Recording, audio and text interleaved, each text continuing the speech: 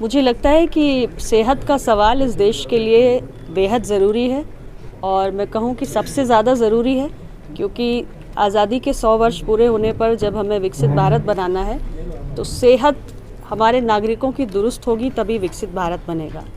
जब हमारे नागरिक सेहतमंद होंगे, स्वस्थ होंगे, तभी प्रोडक्टिव होंगे, देश की प्रगति में अपना योगदान दे पाएंगे। तो इस कॉन्क्लेव के आयोजन के लिए मैं the new Indian express group को बधाई देती हूँ।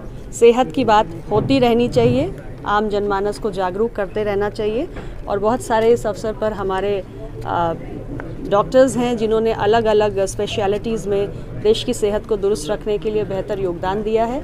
उनको आज इस मंच से सम्मानित किया गया और उनके योगदान की भी ज़रूरत है। ये जो विकसित भारत का, स्वस्थ भारत का हमारा सपना है, उसको पूरा करने के लिए उन सबको मैं बधाई भी देती हूँ और वो निरंतर देश की स्वास्थ्य सेवा को सुदृढ़ करते रहें, इसके लिए मैं उनसे अपील भी करती हूँ। कंपनी भी यही करे कि हम जो भी समस्या होती है वो क्यों होती है, कैसे होती है और उससे कैसे बचा जा सकता है, इन सब विषयों पर न्यूज़पेपर में, मीडिया में बात करते हैं और बड़े बड़े डॉक्टर से कोशिश करते हैं कि वो आके लोगों को बताएं, क्योंकि हमें थोड़े सालों में ये ट्रीटमेंट से प्रिवेंशन की तरफ शिफ्ट करना है।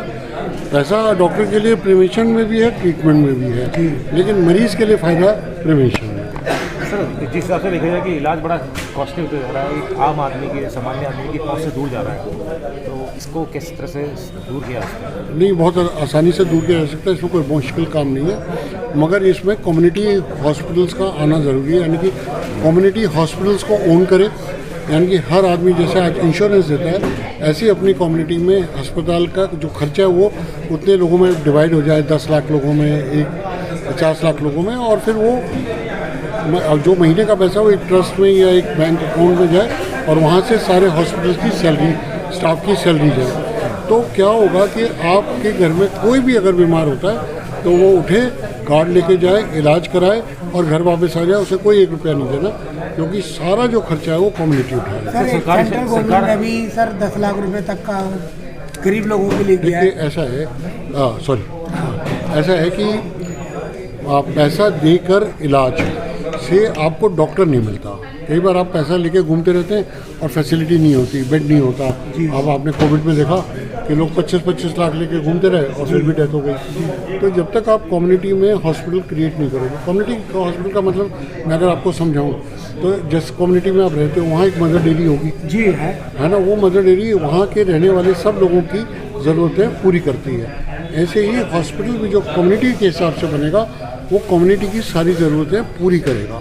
सर, डॉक्टरों की क्या मजबूरी है कि जिस तरीके से लोग डॉक्टरों पे लोग बोल देते हैं कि इन्होंने क्या, और नर्सिंग होम या कोई हॉस्पिटल मतलब जो है कि जेब की तरफ देख रही है और रोग की तरफ कम देखती है, उसमें डॉक्टरों का ही दोष आता है। देखिए, ऐसा है कि जब तक आप इसको जैसे वेस्टर्न वर्ल्ड में देखें तो वहाँ पे आप अपना कार्ड ले जाओ और आपका इलाज हो जाता है, आपको बहुत ज़्यादा परेशानी नहीं होती पैसे को लेके। जब तक आप ऐसा सिस्टम नहीं बनाओगे तब तक कहाँ लीकेज है, कहाँ ठीक चल रहा है, वो कहना बहुत मुश्किल है। नहीं, अब देखिए लेटली पिछले 1 दशक में हेल्थ के लिए बहुत कुछ हुआ है। जो आयुष्मान स्कीम है हमारी वो बहुत सक्सेसफुल है और हर अस्पताल अब इंटरनेशनल पेशेंट्स को भी बहुत ज़्यादा कर रहा है, प्राइवेट में भी।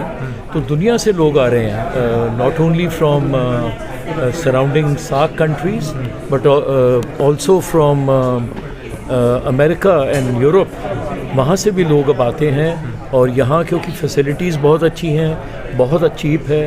पहले जैसे थाईलैंड जाते थे, अब इंडिया आते हैं और यहाँ के डॉक्टर्स बहुत एक्सपीरियंस्ड हैं। बहुत इम्प्रूव हो रहा है अब हेल्थ, और मुझे लगता है अगले कुछ सालों में बहुत ज़्यादा तरक्की होने वाली है। नमस्कार, मैं हूँ doctor Praveen Gupta, chairman neuro sciences Marengo Asia group of hospitals.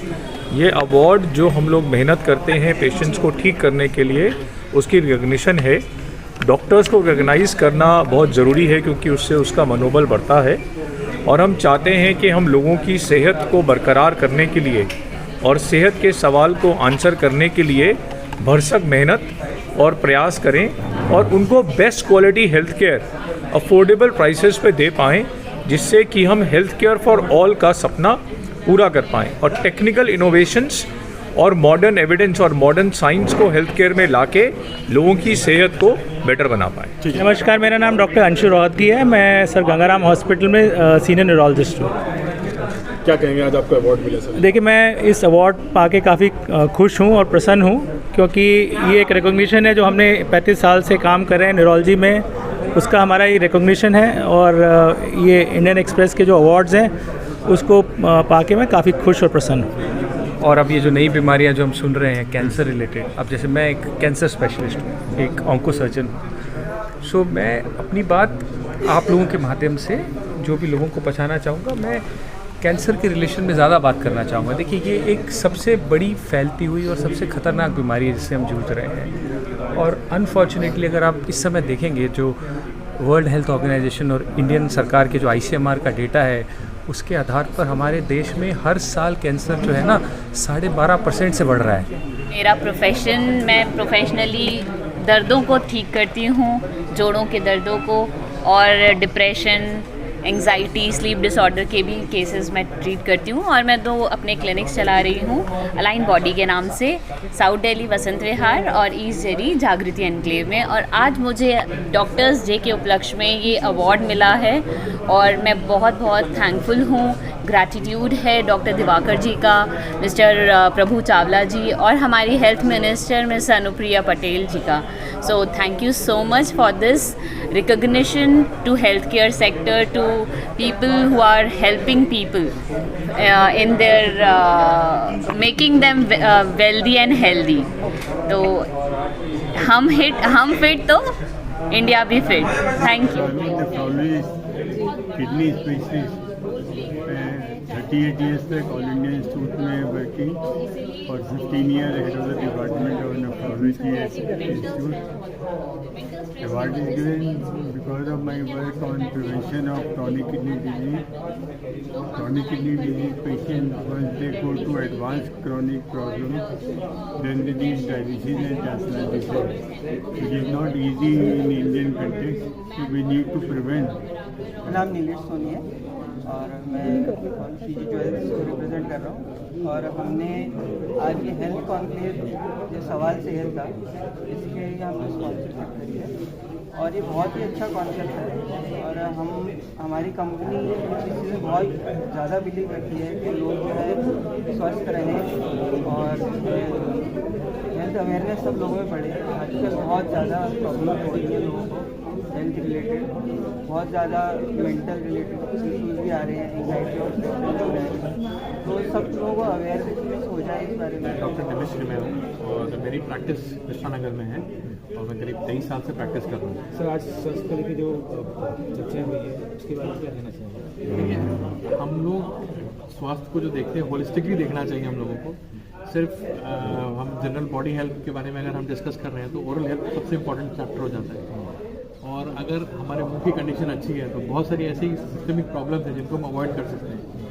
आजकल काफ़ी कुछ इस पर चर्चा चल रही है कि अगर हमारे मुंह के अंदर में जो बैक्टीरियल ग्रोथ है अगर वो कंट्रोल्ड है, लिमिटेड है, तो बहुत सारी बीमारियाँ जैसे डायबिटीज़ हो गया, अल्जाइमर्स हो गया, इनके ऊपर भी हम नज़र रख सकते हैं। काफ़ी ज़रूरी है हम लोगों के लिए कि हम अपने ओरल हेल्थ को बिल्कुल सही रखें। लेकिन लोग उसको लेकर काफ़ी अवेयरनेस नहीं दिखाते। ये अवेयरनेस के पीछे बहुत सारे रीजन हैं। लोगों को लगता है कि हमारा जो हेल्थ है ना, हम टेकन फॉर ग्रांटेड, ऊपर वाले ने बिल्कुल हमें दे दी है बॉडी जिसकी कोई केयर करने की ज़रूरत नहीं है। सो प्रॉब्लम दोनों तरफ से है, थोड़ी अवेयरनेस की कमी भी है, लोग उतना पढ़ते भी नहीं हैं इस चीज़ों के बारे में। बट हमारा फ़र्ज़ बनता है कि लोगों को हम जागरूक कराएं, जिससे कम से कम अभी जैसे हमारे प्राइम मिनिस्टर साहब का भी कहना है कि स्वस्थ भारत रहेगा तभी वो तरक्की करेगा। तो अगर आपका शरीर स्वस्थ है, आपको कोई शारीरिक से कोई समस्या नहीं है, तो डेफिनेटली आप अपने प्रोफेशन में भी अच्छा करेंगे। ठीक है कि हम लोग सेहत को कैसे अच्छा रखें। तो सेहत को तो हम लोग खाने से तो अच्छा रखेंगे, लेकिन हमें वो खाना जो शुद्ध है वो मिलेगा कहाँ? तो वो आपको मिलेगा आपके अपने फार्म हाउस में। तो आप अपना एक फार्म हाउस बनाइए, उसमें अपने वेजिटेबल लगाइए, प्लांट्स लगाइए, फ्रूट्स लगाइए, और विशेष रूप से आप नीम के पेड़, आंवले के पेड़, बेल के पेड़, आप इन सब चीज़ों को प्रोत्साहित कीजिए, लोगों को प्रोत्साहित कीजिए कि जीवन में जितना जरूरी हमारा पैसा कमाना है उससे कहीं ज़्यादा जरूरी हमारा पौधों को और पेड़ों को लगाना है। तो मैं एक स्लोगन के साथ अपनी बात समाप्त करूंगा कि सांसें हो रही हैं कम, आओ पेड़ लगाएं हम। और फार्म हाउस चाहिए आपको तो निदेशक ग्रुप हमेशा आपके साथ है। कभी भी हमसे आप संपर्क कर सकते हैं। मेरे विजिटिंग कार्ड काफ़ी लोगों के पास हैं। बहुत ही स्वादिष्ट आम मैं आप सब लोगों के लिए लाया हूँ, खाइए। और अगर अपना मन बने कि आपको अपना फार्म हाउस बनाना है तो हमसे संपर्क कीजिए। जय हिंद, धन्यवाद।